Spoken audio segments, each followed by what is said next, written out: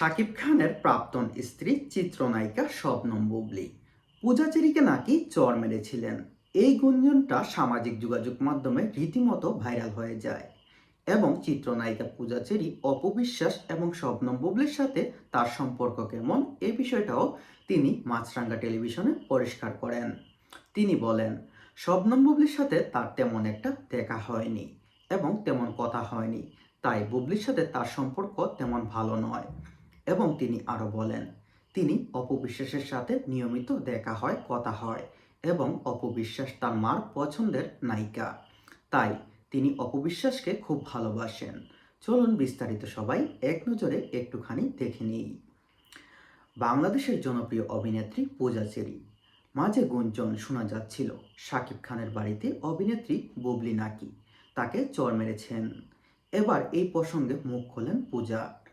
শাকিব খানের প্রসঙ্গে শবনম বুবলী ও স্ত্রী অপবিশ্বাসের সঙ্গে তার সম্পর্ক কেমন এ বিষয়ে তিনি কথা বলেন।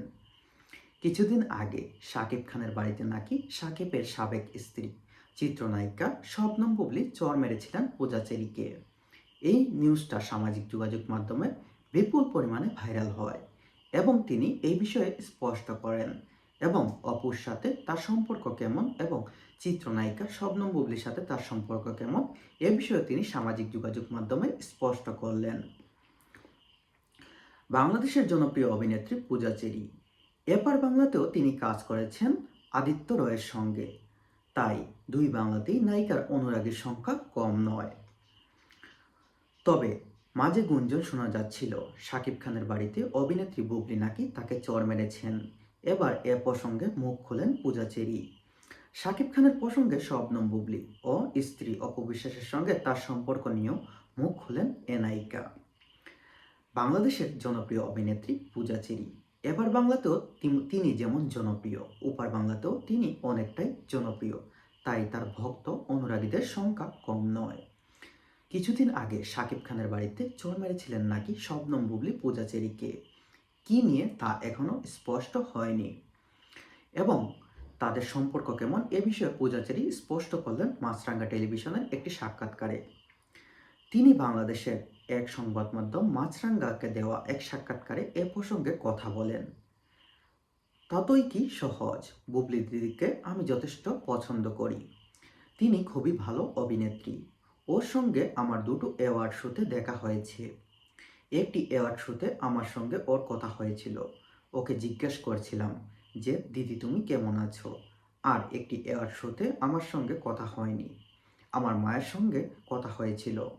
এরপর ওর সঙ্গে আমার ব্যক্তিগতভাবে কোনো সম্পর্ক নেই, ব্যক্তিগতভাবে ওকে আমি চিনিও না, আর এরপর ওর সঙ্গে আমার কোনো কথাও হয়নি। চিত্রনায়িকা পূজা চেরি মাছরাঙ্গা টেলিভিশনে শবনম বুবলীর সাথে তার সম্পর্ক স্পষ্ট করলেন।